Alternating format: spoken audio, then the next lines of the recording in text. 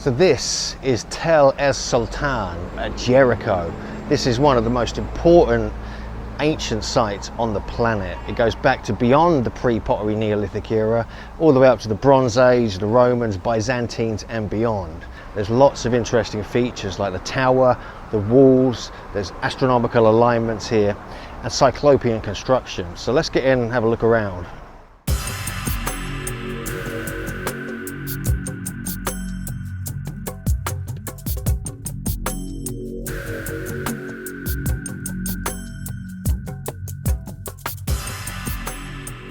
I'm at Jericho on the West Bank in Palestine. I've come through from Jerusalem, drove to Almog Junction, parked the car there. I've got 2 taxis to the site. So I'm just in the site now, and I even met Lorenzo Nigro from Italy. He's like the head archaeologist actually doing excavations here over the side towards the road. Just below me here is the Great Tower of Jericho. Now, this goes back to potentially 11, possibly 12,000 years. And it is a remarkable construction for its time. It just shouldn't exist at all at this era. And there's a huge kind of area here with 2 layers of massive walls built all the way around the edge. The whole story of Jericho being toppled by the Israelites and Joshua and so forth, using trumpets and like some kind of audio acoustic technology. But this tower here is really interesting. It's very deep down. It's got an entrance at the base and an entrance on top, and the stairwell inside aligns over to that mountain towards the summer solstice sunset. So this is at least, they've recorded this now, 8,300 BC. So it's about 1,000 years after Karahan Tepe, where there's a summer solstice sunset alignment there. And also, obviously, there's a winter solstice sunrise alignment, which myself and JJ discovered. But to find one here as well is quite astonishing. So I'm just blown away to be in it. There's no one else here today. And I'll show you around as much of the site as I can. When it comes to the tower here at Jericho, it's one of the most interesting parts. It's what is called Trench 1, and it was first excavated in 1952 by KM Kenyon, and they went to a depth of about 15 meters on the north side of the trench, and they found that it dates from 10,500 BC to 9,000 BC, but then up to the Pre Pottery Neolithic 8,500 BC and so forth. And even through to the Bronze Age and other eras, this whole site was in use. And so it is quite a remarkable site. It's got biblical connotations. It's mentioned in the Bible. It goes through the Bronze Age, the early Roman, the Byzantine. They had plastered human skulls here as well. We saw some examples in the museum, even in Jerusalem. And the walls around the edge were very, very tall as well. And these are the ones, and they've proven now that they did actually collapse. They were collapsed. So this kind of proves the whole biblical story of Joshua blowing the trumpets and the Israelites taking over this site. Around, it would have been in the Bronze Age or Iron Age times then. So that would have been a much later period of the site. So that there is the Tower of Jericho. Massive drywall stone construction. You've got an entrance there at the base, there's a grill on top of it, and that is the kind of orientation where you'd look up through that and you'd see the sun set. But before that, you'd see a shadow form from the peak of the mountain just up there. And then the sun would come either in between the gap, in between them, and would illuminate down there. And it's Ram Bakai, who we've been in contact with, who actually wrote the paper back in 2008. So the tower itself is about 8 or 9 meters in diameter. It's about the same height, so it's not huge, but the construction of it is remarkable because we're talking about quite sophisticated cyclopean dry stone wall construction. And it's known at the very lower levels of Jericho there are actually megalithic areas. There are very large stones making up the kind of foundations of the outer walls, and they may be even below the tower as well. Here's a Bronze Age segment of the site. This is actually an area near the spring which goes over in kind of this direction over here. And there are, I was just talking to Lorenzo Nigro, and he's telling me there are megaliths here, but they're so deeply buried you can't really see them.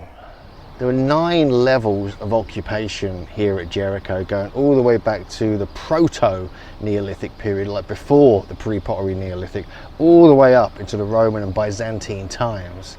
We must remember that the walls, the kind of famous Jericho walls, they weren't built here until the early Bronze Age, and so it was then fortified. So it was multiply occupied over and over again, partly because behind me to the east there was a spring which would actually kind of feed the whole area. And so there's a lot going on here when you start to explore the intricacies of ancient Jericho. So here we have some Neolithic and early Bronze Age layers.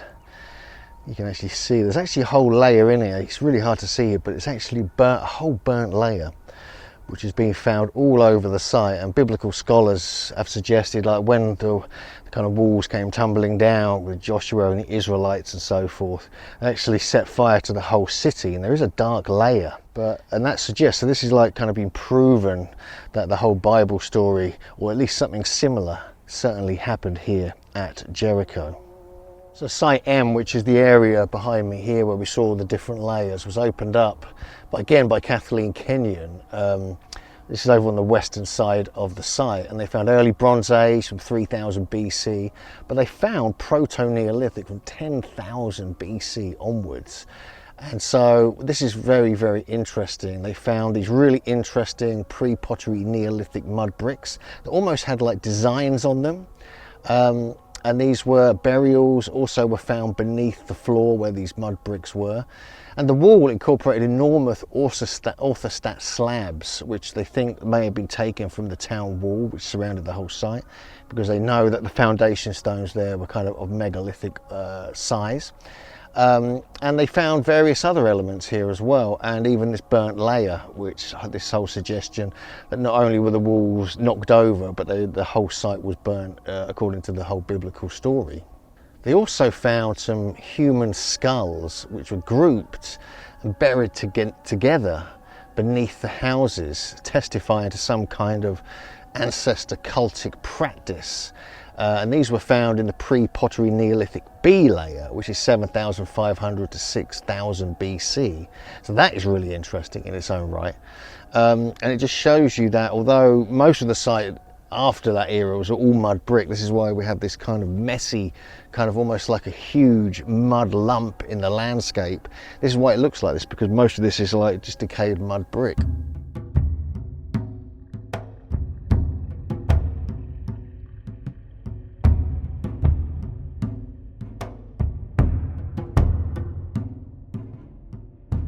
So I'm now walking towards the northern part of the site, and here they have a couple of the layers of the outer walls still intact, which I really want to look at.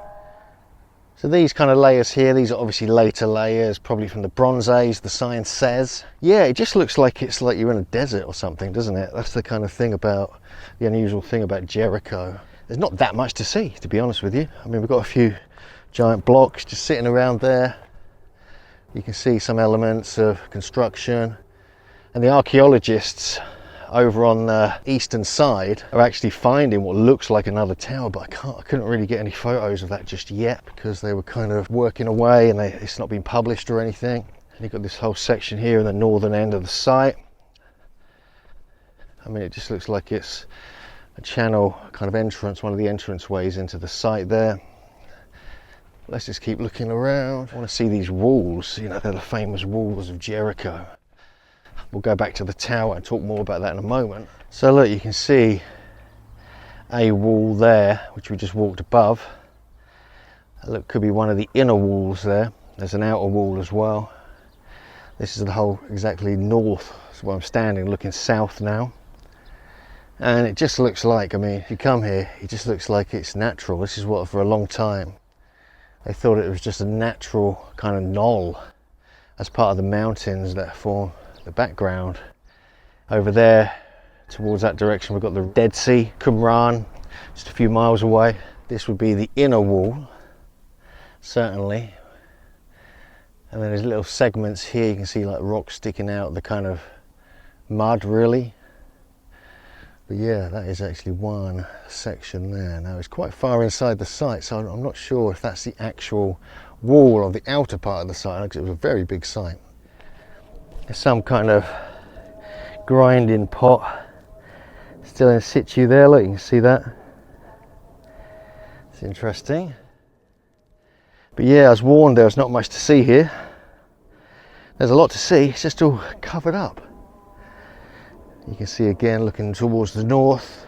Now we're looking towards the east and the south. There's segments of wall there. There's some of the reconstructed Bronze Age area, which we're just looking at there.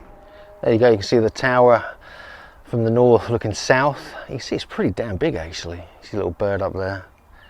It's incredible construction. It's like a Nuraghi from Sardinia. It's like a Taliot tower from Menorca. And there are a few of these now. This is actually something that Matt from Ancient Architects pointed out. There are a few of these, a few other sites now in Syria, possibly even in southeast Turkey. But this one is the kind of primary one that's been known about for like, what, 70 odd years. And so thought it was unique for a long time. But if you go, I mean, imagine, see how far down that is. That's the original kind of floor, really, of the level of this site, going back to this era. And so, and what we're walking on now is like 2 or 3 times the height of that.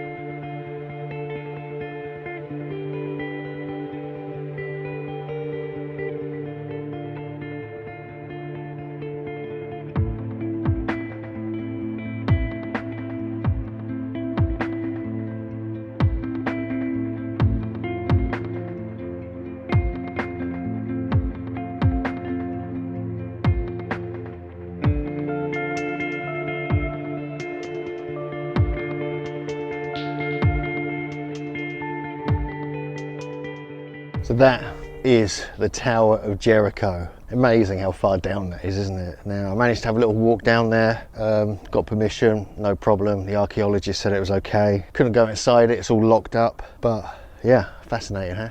So just to get the chance to get that close up to something so ancient, so biblical, and so important when it comes to understanding the pre-pottery Neolithic people of this part of the world is a real treat and a real honour. And I really feel it feels amazing actually, and totally honoured to be here at Jericho. So we have more kind of Bronze Age areas here. We're now at the south end of the site, and this is the area, not the north, where there's actual kind of walls you can look at, and they're actually down here, and these are early Bronze Age apparently. There you can start to see some of the layers of walls that were placed there in the early Bronze Age on the south end of the site. So just behind me, these are the walls of Jericho, the Cyclopean early Bronze Age walls. So it's highly likely this was a Canaanite area. This was inhabited by the Canaanites. Possibly, you know, we could talk about giants and the Nephilim as well. But I find it really interesting that it's known now that these outer walls, the 2 layers of them, kind of collapsed. And then there was a burnt layer, just like talks about in the Bible when the Israelites kind of took over the site. So this looks like, look at that. So you can see there is Cyclopean construction here all the way around this edge of the site. It's very, very interesting. So this, the famous walls of Jericho. You can see some of the Cyclopean blocks there, just inside the wall. And then you've got the lower layer down here, again Cyclopean construction. So again, this is exactly what you see when you go to other sites, even around Jerusalem, Gilgal Rephaim, and this all goes back to a similar era, even slightly, well, the Bronze Age era here is actually the early Bronze Age, slightly earlier than some of these other known sites. It's earlier than the whole Solomon's Temple and other such things. And then you've got, like you can see in there, the difference, like mud bricks. But yeah, and even around here, I think you can actually see it as well. You can just see, I think this has been partly reconstructed actually, yeah. But down there as well, you can kind of see it. But yeah, fascinating that over on this south end of the site we do actually have this. And then we get more of these megalithic blocks going all the way around the site. Fascinating that there's actually cyclopean construction here. Now it could be older than the early Bronze Age. I mean, they say that based upon layers, but stone, as we know, can't be dated. And so perhaps even it does go back to an earlier period, possibly to the Pre Pottery Neolithic, where we know, certainly in southeast Turkey, they were working with stone. So we're just finishing our trip here to Jericho Hotel es-Sultan. And it's been an amazing trip. We got to see the tower, we got to see some of the cyclopean outer walls, had a look at some of the stories and also the history that goes back to the same era, even earlier in fact, than Göbekli Tepe and Karahan Tepe in southeast Turkey. And so, remarkable site. We're seeing lots of different levels, from the Pre-Pottery Neolithic, even before that, to the cyclopean construction of the Bronze Age, to the Roman, Byzantine and everything else. So even though there's archaeologists here cleaning the place up, there's actually a strike on during this period. But you can get here. You can get tours from Jerusalem. You can get easily here from Jerusalem. You can park up at the main junction and get taxis up here. And it's a really wonderful day out. So really recommend you make your way to Jericho if you can. So thanks for watching, Megalithomaniacs. Please subscribe, please become a patron, and we'll see you next time.